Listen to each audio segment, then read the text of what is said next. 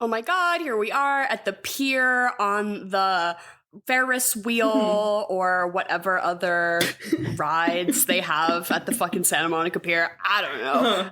But, here's a hot dog. I'm being so friendly. Oh my God, here thank you so much. This is exactly what I wanted. Oh, look down. Oh my God. That's my dick. And hey, what's up? I'm Kiefer Sutherland. And welcome to the swamp. Just kidding. My name is Dara. What's up, everyone? Thank you for being here. We're going to talk about The Lost Boys this week. Duh, if you didn't know. That was a bad bit I just tried to do because they have him eat Chinese food and they're like, it's worms and maggots because vampirism can make you twisty in the mind. The Lost Boys, 1987. Happy Pride, everyone. We're doing gay vampires this month. This one, I would say, is hornier, but less gay than what we did last time, which was Interview the Vampire, which was I was just about to say less horny, but actually gayer. Yes. Okay. Yeah. We have to figure out a good sliding scale on this. Yeah. I feel like it's got to be like a four-corner situation, a plane. Absolutely. We're charting things on an X and Y axis. Absolutely. Yeah, that's a great idea. Maybe we'll have to... Someone probably has done one. Oh, I'm sure. Of something. I actually, speaking of vampiric infographic charts, I was looking at, because the vampire teeth in this movie really fucking bugged me, because why are they the incisors? Yeah. Why are they the incisors? They need to be the canines. It should be... But so then I was like, am I tripping? And I looked up an infograph of the different teeth in all the vampire movies and what they look like in Interview and what they look like in Buffy and what they look like in Twilight. Sure. And every franchise does, switch it up a little bit, but ultimately I think there is a way to do the sharp incisors, the ones right next to your front teeth, and still have it look good. These ones were just too long, so it was giving more I don't know. It looked Scooby-Doo-ish. It really gave Scooby-Doo to me. Corny. Which I think this entire movie did a little bit. I didn't hate it, especially the day before this, I finally saw Sinners as well. Oh, wow. So I'm thinking I really loved the teeth design there. I don't know if you've seen any of the actual photos of the props or the costumes that they use. Yeah, prosthetics, thank you. They're so sick because it's the teeth come in above their canines almost and push them out of the side. It's fucking nasty. Love it. Yeah, cool as fuck. There's a lot of cool stuff you can do. Because, when I was really getting into the teeth, looking at the teeth, there's a lot of cool shit you can do with, vampire teeth design. And this movie just didn't do that for me. I think this movie didn't do a lot of things. Well, actually, I'm interested. Wait, have we said the name of the show? It's a swamp. It's our podcast. It's an acronym. Stands for some whack-ass movie podcasting. And... I already said what we're going to talk about today. Gay vampires, Lost Boys, Kiefer Sutherland. Yeah, Happy Pride. 1987. Happy Pride, everyone. Stay safe. Yes. This movie takes place in a fictional town called Santa Carla, but it's obviously just... Santa Cruz. It's Santa Cruz. Yeah. They filmed it in Santa Cruz. Yes. The whole thing. That's the actual Santa Cruz pier. Yeah, I watched this with someone who grew up going to that pier, and they were like, "Yo, what the fuck?" Yeah, that's wild. And so they just based it on that real town. And Santa Cruz was known as the murder capital of the world for a while because there was a series of serial killers in the area, especially in the 70s. Oh, in the 70s, think it was 80s, it was the 70s, but so at the 80s, it was very much that reputation. So that setting is he just plucked that and just called it Santa Carla. I'm you could have just called it Santa Cruz. Yeah, really. I'm girl, she was already there. But it's this boardwalk kind of setting. This town is overrun by alt teens and alt culture kind of, and punks. Punk vampires and Michael.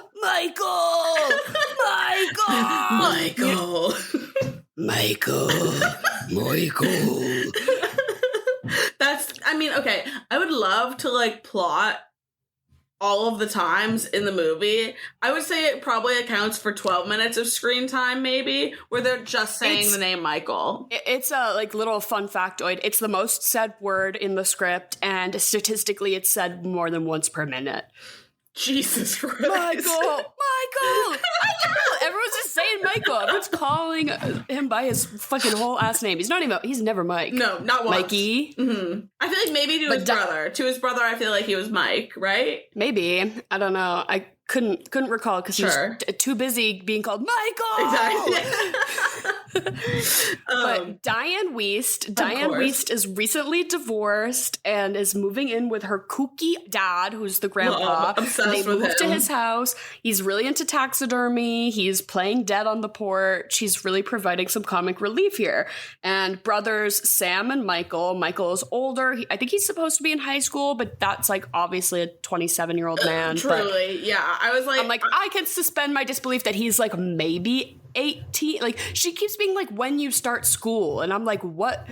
Enrolling at community college? Like, what are we talking about? Yeah, I figured I 19 is a reasonable age to like clock in at, but you know, but he's an older teen for sure, and then his younger brother Sam is like 15 or 16 or so, and I think he's younger than that because they actively have him getting babysat. I feel like he's 13 or 14. I feel like he says at one point though, he's like, I'm 15, I don't need a babysitter. No way. Because he's going off on his own and going to the comic book store and stuff. I feel like he's supposed to be like, I don't know, a sophomore in high school. That was the energy I was getting. Like right before you would have your license. It's a movie, so that he's realistically probably supposed to be like, what, 9? Okay, so he's 14. 14, okay. Yeah. So Sam, 14, Michael, 18, let's say. Brothers, they're new school, but it's summertime, new area, moving in. Grandpa's weird. We're getting used to the new social dynamic. We go to the pier immediately. Who are these spooky biker gang people? We need to investigate this. And then, oh my God, the oiled up sexy sax man. That was a lot to jump right into, first of all. There was a lot going on there in general, but I think he was way too buff for me to buy any of this. I don't know. I found it unsettling how thick he was. Do you know what I mean? Oh, I found it very settling. I loved it. What are you talking about? That was Tina Turner's saxophone player, and they just and he used to get oiled up like that, and he was Tina Turner's guy, and they just got him for this movie. Sense. Now it makes because they were like, we need sense. to curate a vibe. They're like, yeah, there'd be music at the pier. Get that guy, which I'm like loving that decision. No, I think oiled up sexy sax man really sets the tone for this film. They're getting into the subculture though, and Michael spots Star. He immediately is like, that's my girl. I'm going to chase after her. I'm going to literally just follow her and stalk her around. Yeah. Until she eventually, they're chatting and he's like, get on my motorbike, because he also conveniently has a bicycle. And then Kiefer Sutherland rolls up and is like, fuck no, Star, get your ass over here. And she does. And she submits. And then he's like, we're going to race. Michael's like, I can't race you. And he's like, well, you just have to keep up. And so it's sort of like this weird gang initiation where then like they keep like doing dangerous shit and making Michael do it with them. Like they're hanging off the bridge.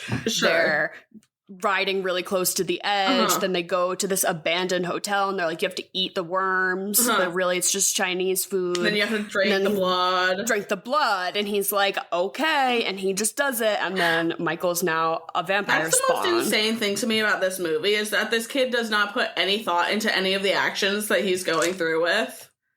He's just like, yeah, this is I don't feel bad for him at all. No, not at all. I don't feel bad for him for a second. I'm like, your little brother Corey shouldn't have fucking helped you. Oh, no. You should have killed your ass. The Frog brothers were right. He should have killed your ass. 110%. No, Michael is dumb as bricks. Okay, he got himself into this situation. He can get himself out. I feel, literally zero sympathy. Also, his actor was horrible. Oh, yeah. That guy, Jason Patrick... He is like he's like a B-list kind of 80s guy. Yeah. He replaced Keanu Reeves in Speed 2, if that really checks for you. That makes sense. Like, that's that's who he is. Absolutely. But yeah, he was like a pretty face, but I'm like, okay, what is this like Rob Lowe fucking knockoff bullshit? Like, can't act. No. And it's just kind of pretty, whatever. No, wasn't into that. Loved the rest of it, though. Yeah, there was so much else going on. I couldn't get too hung up on it. I don't know. I kind of did. That's a really hard guy to have as your protagonist, because I don't give a shit about him. Because I don't care. I don't care. Like, I actually want him to die a little bit. Yeah. Yeah, exactly. No, loved Sam, whoever that actor was. Yeah, Corey Haim. So the two Coreys, this was a Corey film. Oh. Corey Haim and Corey Feldman, the one who played the Frog Brothers, the one who was talking like this for some reason. He is in Stand By Me as well, and they did a lot of movies together, the two Coreys, in this time when they were like teens, sort of. Yeah, very Tiger Beat-esque. Yeah, and it was very like straight to DVD type releases, like some of the time, just like kind of kooky movies. But there are some, pretty decent ones like this. And Corey Haim wasn't in Stand By Me, but I've still never seen Stand By Me. Oh, it's so good. I know. I've got to jump on. But Corey Haim like died pretty tragically when he was like 38. He died of pneumonia. Oh my God. I saw that he died in like 2010. But yeah, he was really bringing it as far as like being expressive and just delivering the lines. The 80s sauce. Corey Feldman was kind of pissing me the fuck off though. Because I was like, why are you using that? No, that's the other one, the Frog Brother one. That voice, because I know how he sounds from having seen him in other movies. That's not how that kid talks. I'm sure. And they usually give him big glasses, and he's usually kind of a dorky type. And I thought it would check more to have the two vampire fighting brothers they work at a comic store. Like, they're gonna be a little dorky. They're not both gonna be like fucking Rambo. He still read me as dorky, though. It's like him being in a costume as like Rambo. Like, he's really putting it on. Yeah, exactly. Yeah. I guess, but it was just bother me. Getting on my nerves. It was getting on my nerves. But maybe I was like, why didn't the director tell him to cut that shit out? Maybe that's like, the director needs to be like, talk normal. Maybe that's just me, though, because I haven't seen any of his other stuff, so I don't know what he normally sounds like. I just thought it was not, like, reading. I don't know. And I was like, that's crazy that they just let him keep that up the whole time. Like... And I'm really putting it on. It's like Robert Pattinson. It was like Robert Pattinson level of like, we're gonna do a weird voice.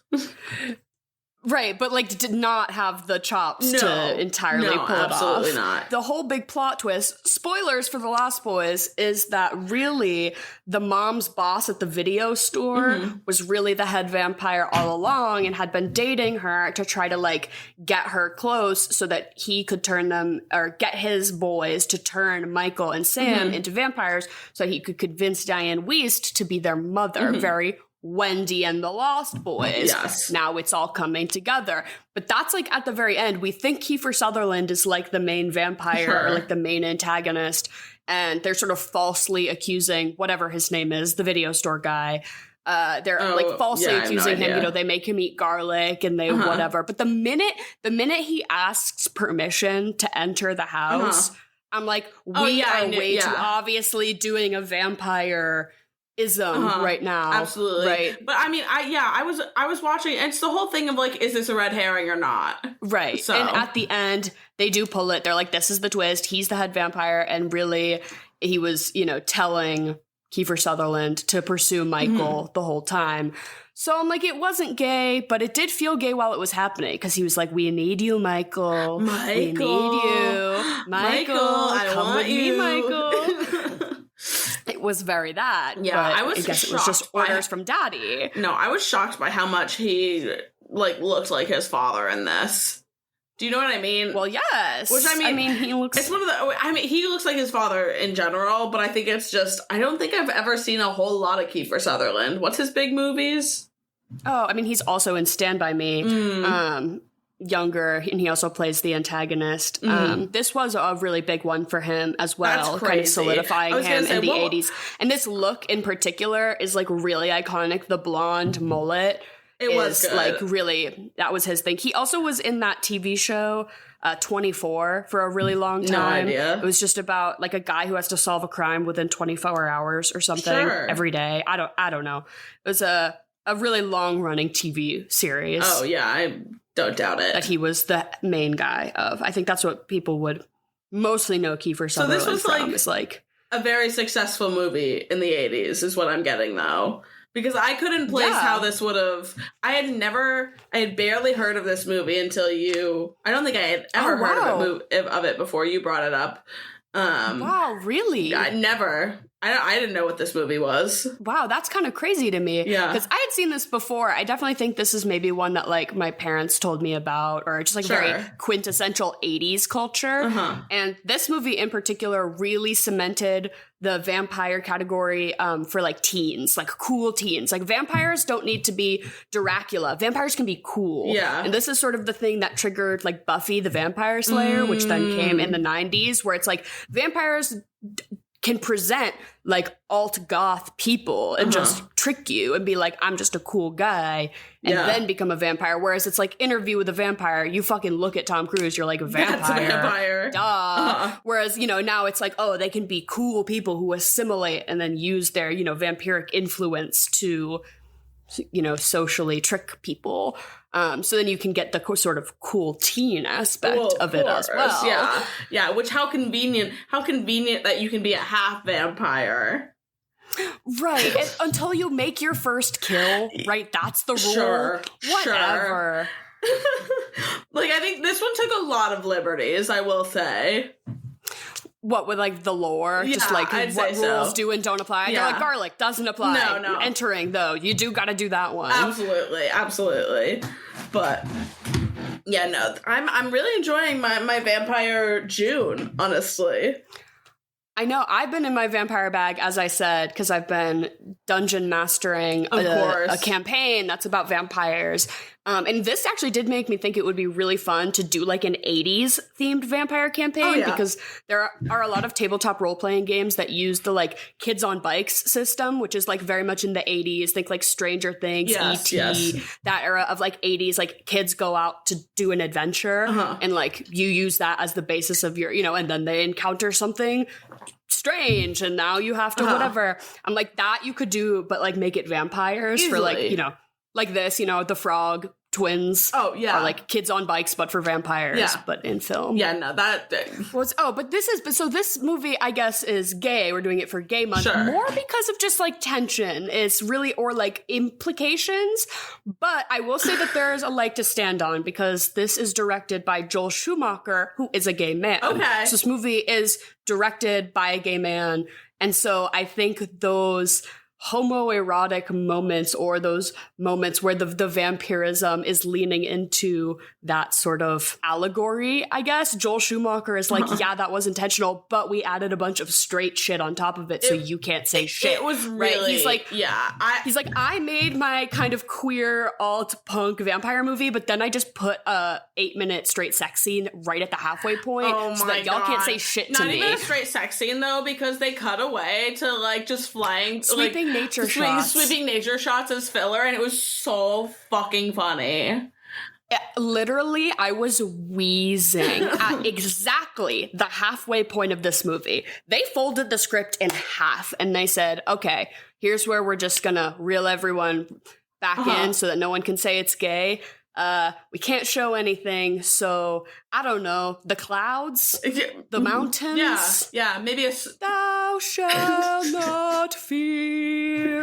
They couldn't... Thou shalt not fear. They can't even over... Oh my god, that... I'm like, does that happen to people? They can't I even... guess post-nut when you put a nature documentary on, enough, that is so real, enough. though. When you gotta decompress with some Blue Planet. You can't even, like, overlap it with some moans, though, like, audio-wise, over the... Come on.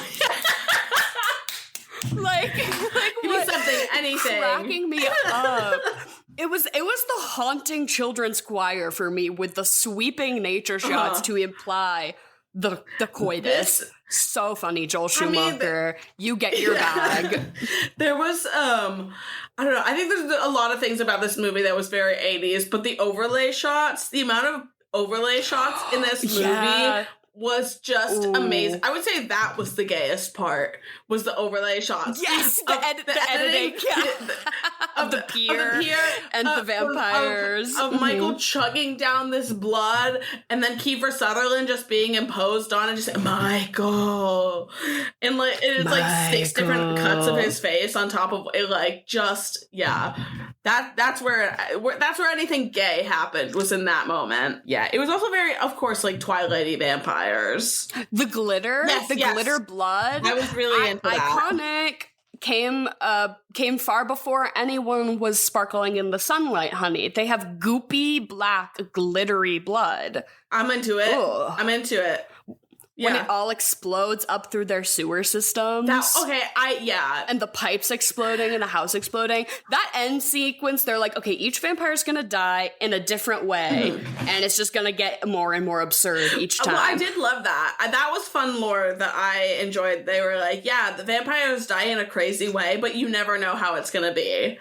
Like, it's okay. gonna be death by stereo. You know they really thought they did something with that one. I'm sure they ate it up in the 80s.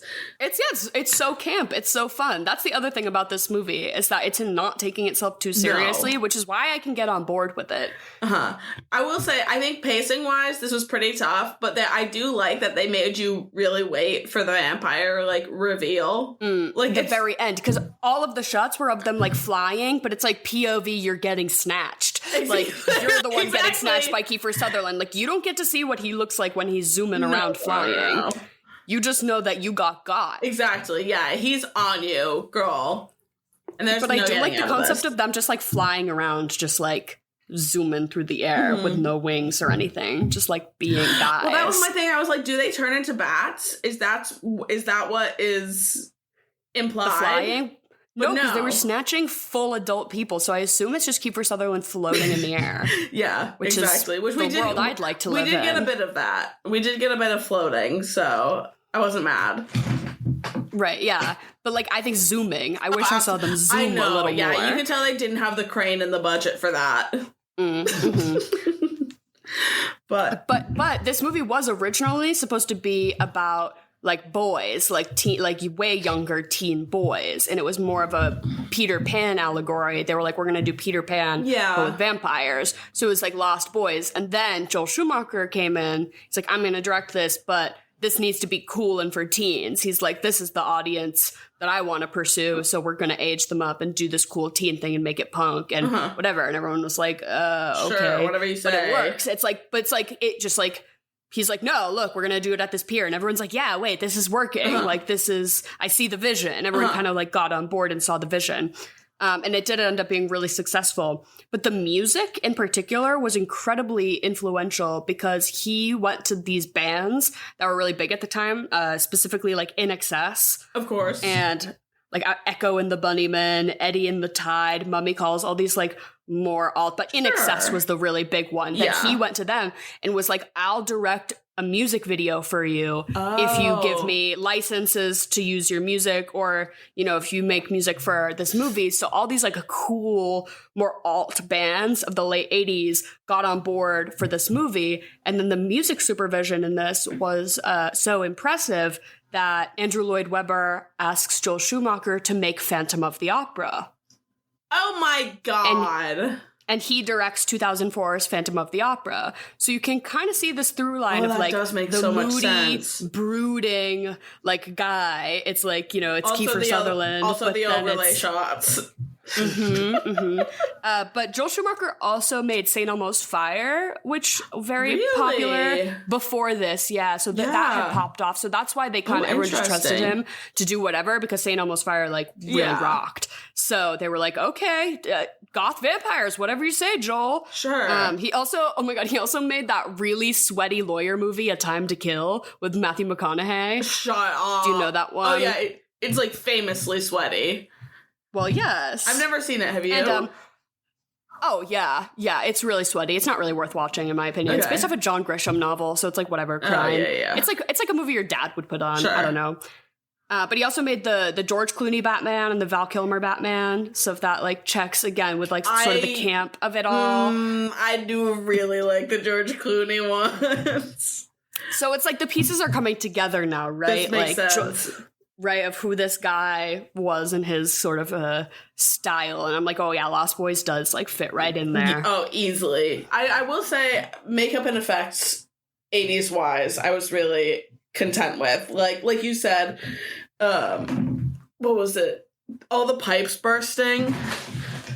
Right, It felt very like fun. It felt like it took a lot to get there. I will say this one took its time. Yeah, and then it really all blows up at the end, so to speak. It could have been a little shorter. We definitely could have. Which it was already like an hour and 40. Which yeah, I don't. If I'm trimming fat on an hour 40, I honestly would have liked more character development for either of the women. Like that really fucking pissed me off because Diane Wiest is just like this good doting mother figure, which is fine, and she's so trusting and she's so sweet, and that's why she like is blind to, you know, all the vampiric evils, and that's why she would be the perfect mother for these boys. I'm like, they're adult men. What do you mean they need a mother? But like, what are you talking about? I don't know, but did Kiefer Sutherland not like age down once he got killed though? Why did he look like a freaking 16-year-old? Right, I don't know, because the life had been drained out of him, so he unvampired. I don't really know. Yeah, he was giving baby face on the deathbed. So I'm like, were they like younger kids? And like,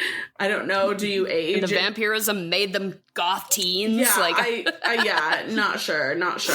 But yeah, and Star was just the living girlfriend. Star was literally, she was just there so that there was a woman to care about the 10-year-old who was just around. Sure. There was like a kid vampire. Did they ever say why? No. Did they take him? No. Why did they, like, what was the deal with that? He was just around.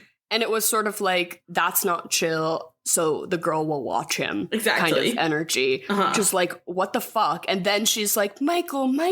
But then she's also Kiefer Sutherland's like quote unquote girlfriend or property or whatever. So it's this weird conflict. And then they like fuck and then they're like laying around and they get caught and stuff. And I'm like, what does any of this fucking mean? Nothing. I'm pissed. Who is Star? Why do I care? Give me one fact about her other than that she's a half vampire who hasn't made her first kill yet and is just like eternally submissive to Kiefer Sutherland. Like, fuck off. Tell me one thing about her. There's really not. Hated that. I mean, there's really no character development in the entire movie. No, not for, like, even Michael fully goes through the process of becoming and unbecoming a vampire, and I don't know if he's changed by the end of this. I'm like, okay. Yeah, it's everything's the same. What did you learn, buddy? I don't think so. No, I mean, yeah, out of all of this, my favorite character in the entire film is obviously the grandfather. The dog, Nanook. Oh, also good. Also very good. Yeah, the taxidermy grandpa, and at the end when he's like, always hate the damn vampires or whatever. Yeah, real so knee iconic. slapper. So did you watch this as a kid though? Because I am interested to see, because this is very like baby face. Like kids. I could see this being really influential on a 14-year-old. Oh, no, I think I was, like, in college when I saw this for the first time. Okay, that makes sense then. But I did actually, this is hashtag maybe embarrassing, but I have read more than one Lost Boys AU fanfiction series. So I've read more than one. Like full, like, you know when you're like reading fan fiction and then the word count and you're like word count and then you like Google how much is a novel and you're like, oh, I did just read a book. This was 15 chapters. It was a book. But so Lost Boys Vampire AU, really hot spot for some AU fan fictions. That I do not doubt. That's like people too. So, oh my god, I love when like you can tell it's written by like, I mean, I feel like, okay, I hadn't read fan fiction since I was probably like 22 or something like that. But like when you can tell it was written by like someone that had the time instead of like, I remember being young and it's like, okay, this is obviously written by horny teens. You can tell. You can tell the difference when someone has taken the time. No, sometimes a 30-year-old woman really pops off, and we all benefit. Exactly. Like, And every now and then, they become a book. Yeah, for real. They swap the names around, and they get some ugly-ass Canva cover, and that's all it's all about the figure skater and the hockey player, and it's spice. Hashtag spice. What's the spice level on this one, girls? The discourse is really discoursing. My Twitter timeline yesterday was all just Brian Wilson, rest in peace. Yes. Drop your favorite Beach Boys songs in the comments below. Let's talk about the legacy of a genius. And then also discourse about Sabrina Carpenter is this satire? What are we doing here? Is she allowed to do this? She's making money making horny music. I think she's having fun. And I think that's it. Right, and I think that's the brand. And who cares? You said the issue was with the improper hair pulling technique. Why the fuck is he holding her by the ends of her hair? Dude, it's the root. Because he's a stupid man. Honestly, it is makes commentary. Sense. It is commentary. It is commentary about how men are stupid and don't educate themselves before dipping their toes into something. Oh my god. But I was cracking up because, like, I got all this discourse about, it's feminist, being submissive isn't inherently anti-feminist, it's discourse, whatever. But then I got into the, like, are straight women allowed to do puppy play discourse, which was cracking me up because it's called Man's Best Friend, right? And she's on all fours. So it's like, can straight women do puppy play? And I was like, wait, this is the conversation I'm more interested in having. I'm sure some of them do. Oh my god, why do I feel like...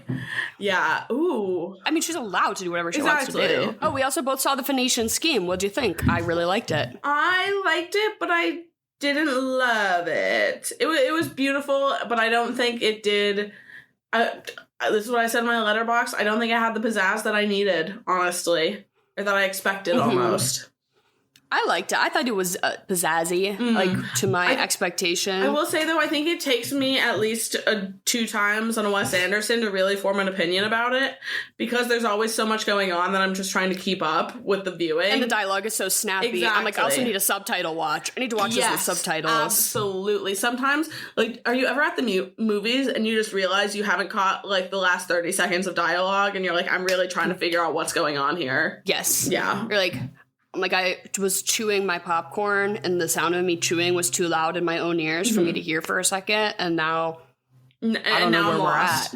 I thought it was visually really great. I did like it in that regard, always. Of course. And Michael Cera was a revelation. So fucking good. Like, yeah, saved the whole thing. If there was anything that needed saving, he was just, like, everything to me. I didn't know that main actress was Kate Winslet's daughter until you told me that. That kind of checks to me now that I'm like, oh, like, Nepo hire who's doing a serviceable job, but now that I know she's a Nepo hire, I'm like, oh, yeah, you didn't really do that much. Like, it was fine. It was okay. I would say it's on the level of Patrick Schwarzenegger in The White Lotus. It was fine. Oh, for ranking recent Nepo performances? Yes. I didn't watch that one. But Mike White is going to be on Survivor 50, and that is important to me. So I might have to watch White Lotus before Survivor 50 so that I can be fully up on my Mike White loaded energy. Absolutely. There's no way he can win, but I'm excited to see him on my TV again. Chance. Because I don't think they would ever let him. No, but I think he made a joke. He's like, I'm going on Survivor because it's the only way I can get a vacation. He's like, I'm going to Fiji for a vacation. I'm going to go play Survivor again. I'm excited for that. I love seeing Mike White, I'll have to tune in, even though I'm not a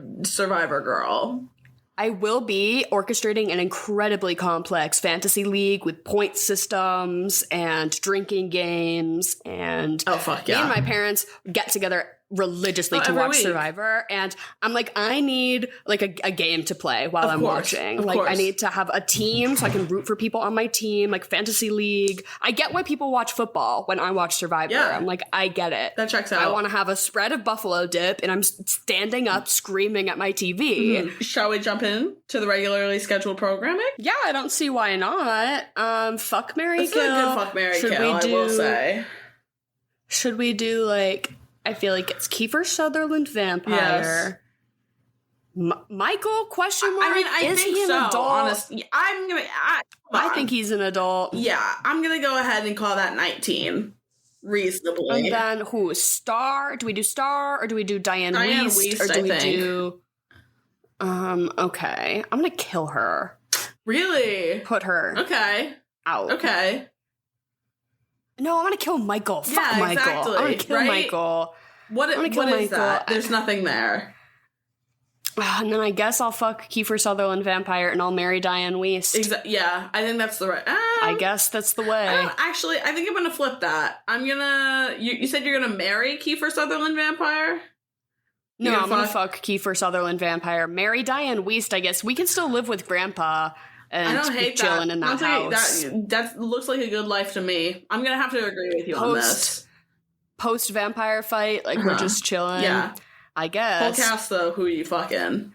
Yeah, I was going to say, because that's not, like, great. I feel like I'm obviously going to fuck the oiled-up saxophone man who was on screen for 30 seconds. That's, like, obvious. Obvious.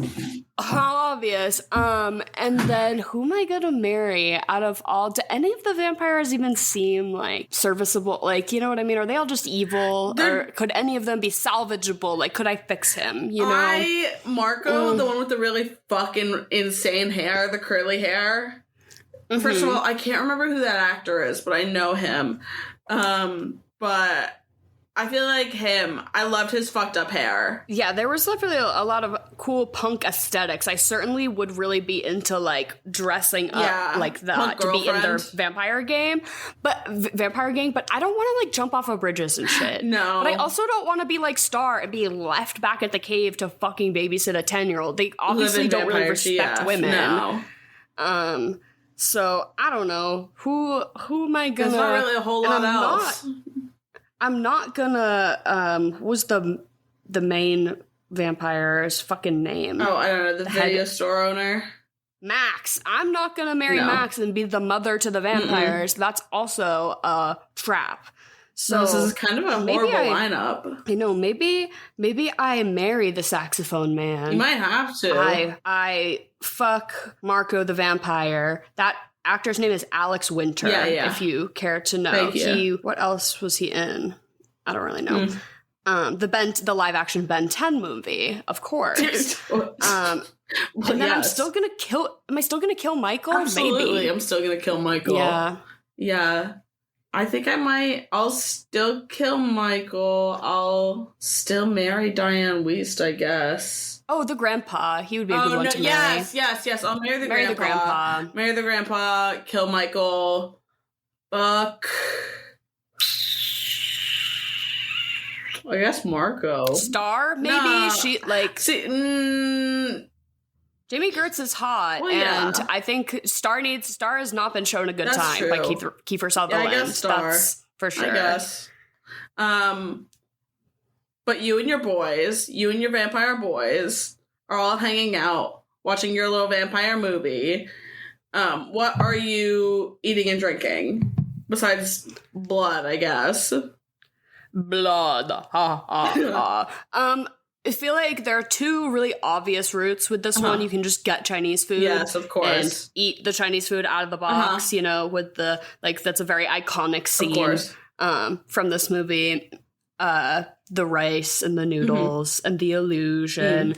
But that's not very appetizing. No. Like, I don't really want to be eating that while that's happening. But you could also go Italian because they have the big spaghetti dinner scene where they grate the raw garlic on the pasta to try to get Max. And so you could just do like a really, fire, like a garlic bread or something to play up on the garlic of it all. But I want to lean more towards the boardwalk vibe because that's where like the food is for me. Yeah. Right? I want something like grossly fried. And watching this, the overlay shots of the boardwalk had me like craving a Mike's Hard Lemonade for some fucking reason. Right? Like I need to get iced. I need to get iced right now because I'm like at the beach and I need a fried Oreo and I need to get iced, you know? That's kind of my vibe with this. So I think ideally you have a funnel cake. Ooh, love a funnel cake. That's what I want. A funnel cake and just like whatever your beach, like sippable tall boy can of choices, like a Mike's Harder or like a fucking spiked Arnold Palmer or just something. Fair enough. From a gas station, legit. Honestly, yeah. You get that shitty Four Loko. Yeah, what about you? I think that this is a pizza movie for sure, but not even like good pizza. This is a bad pizza movie. You know, I don't know what your chain of choice is, but I really love a Papa Gino's, which I think is very New England. Okay. I don't know if I think that's regional.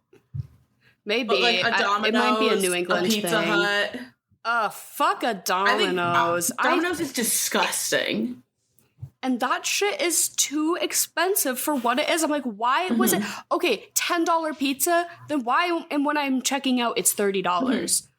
It was $10, but you charged me extra for the cheese? What the fuck was that about? Where's it adding up? But yeah, no, I think you go shitty pizza. on this, but I do agree with you. I think something like a horrible canned beverage. I feel also like this might be controversial, but I think I like a shitty pizza from a box in the oven better than a shitty pizza from a delivery. Yes. Yeah, like you just get like a DiGiorno or a Freschetta or whatever. I have to agree with you there. That kind of pizza. I think the crust is better, and I'm not even like a crust girl, but that's just me. But yeah, and you could do like, I think they do like spiked Dell's lemonades these days. That's also regional as fuck, what you're saying, I believe. Oh, I'm sure. Dell's Lemonade is just a lemonade, like, stand chain, but it just makes fire lemonade. Yes. I don't have to explain what the word lemonade means. Exactly. I would hope you can figure it out. Mike's Harder Cranberry, 8%. Interesting. Is it 8? I don't know. That might be that inflation. Sounds right. I might be inflating there. No, that harder. That gives 8%. I was drinking something recently and I was shook at the percentage. Because it was really high. Like wine? But I felt like it was so sippable. So sippable. No, and it was a can? I don't recall. I don't recall. One of those new Sunny D ones or something? That's not even new. That's fucked up. I'm like, that should be banned the way Juul pods are. Like, that's like marketing towards children. That like the alcohol marketing towards young people is actually really fucked up. Buzzballs, that should not be allowed. God, have you ever had a buzzball? Absolutely not. Oh, horrific. Yeah. I remember having them like when they first started popping off. Never again in my entire life. No, I've been chugging straight cheapest Chardonnay boxed wine since I could drink. Yeah. Like, I have not ever really fucked around too much, even with the ices and the fruity spiked malt drinks. So it's like not... Even the seltzers, like I do not like Trulies. I don't know, fuck with White Claws. I hate a Truly. I hate a White Claw. Ugh. I could do a High Noon if I had to. That's like newer though. That isn't like the past few years. I'm talking about like college drinking. You know what I mean? Yeah, but now when you're really canning it, when you have to pick a canned beverage from the gas station. But now it's like, oh my god, yeah. Speaking of like targeting the young people though, what is it like the spiked Mountain Dews and shit like that? They have spiked. What's it? Is that a thing? I mean, they make it. They have spiked. Yeah, I mean, what are they called? Yes. Like Arizona drinks. Ocean Spray. Oh, yeah. Ocean Spray. No way.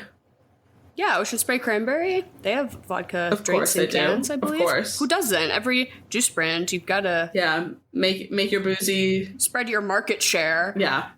But what are you? We got to cover the gap. Anyways, exactly. What are you gonna follow this up with? I think it's obvious. It's a Twilight jump. It's a Twilight jump for me. Yeah, because the glitter blood. It's that's so good. moody. It's like it's not a far leap. Yeah, moody 80s versus moody 2000s. Yeah. Also very funny. What about you? Oh, I think it's obvious. So, we're going back. Lost Boys, fundamentally Peter Pan, Pirates, Treasure Island, Muppets, Treasure Island. Also, do you hear my cats fighting right now? I bought them a new rug, and it's really riling them up because they love it. Okay, yeah. No, I thought so. The girl at Five Below told me that the prices are going to go up on rugs because all the cute little tufted rugs have been selling out so much that they're going to jack the prices up. So I bought a couple there the other day, and she said, "You're smart for doing this. The prices are going to go up." My hot tip for anyone, if you need a runner, but you don't really care about your space, like you don't really care if it looks kind of tacky, you just buy a bunch of fucking bath mats and just tie them together, and then you have a runner. Easy. And that's why my cats are freaking out because they go surfing on the runner. It's what they're doing right now.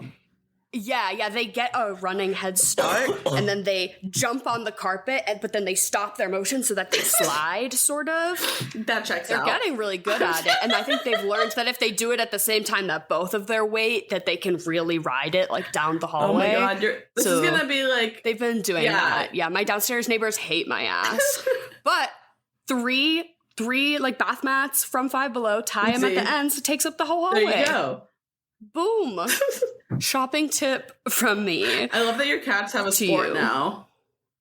Yeah. Well, one of them is like, she is medically overweight and they tell us that she should get more exercise. So I think this is good for her. Yeah. So I kind of let them scream and scramble. You might as well. Maybe they're just having fun. You might as well. They're just fucking around. Exactly. What did you say for your answer though? Peter Pan? Oh, Muppet Treasure Island. Muppet Treasure Island. Okay, yeah. Yeah, that checks out. Let's get Tim Curry in here. I want to go from Kiefer Sutherland to Tim Curry. And I like that for you. Has Tim Curry ever played a vampire? He would be perfect. I guess Dr. Frankenfurter is not a vampire, but certainly has vampiric energy. Mm-hmm. But that's like more like otherworldly monster energy. Yeah. Has Tim Curry been? He should just be Dracula. No one has done that. He should have been Nosferatu. That would have been crazy. Yeah, absolutely. Especially in the 80s. Oh my God. What do you give this out of 10? I'm going to give it a 6. I'm going to give it a 5. She's right. Yep. She's right down the middle for me. I enjoyed it. Don't get me wrong. I enjoyed it. But it was like, it's definitely a bad 80s movie.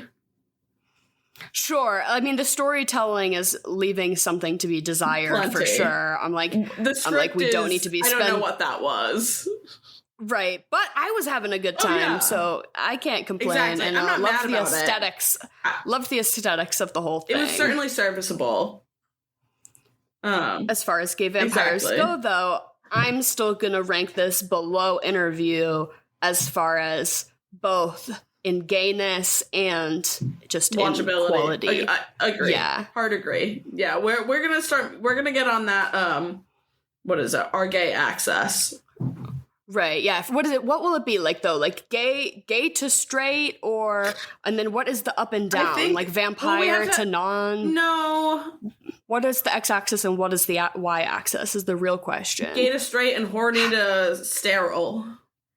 Oh, can it? Yeah, because it was gay and sterile, and that was Interview, and then this is like horny but not as gay. Okay, yeah, we are gonna get on this. Yeah. We'll post this, I don't know, somewhere. We don't post fucking anywhere. This is literally just like a corner of people in like a library basement who we're yelling to at this point. Yeah. Love you all. Thank you for being here. Happy Pride.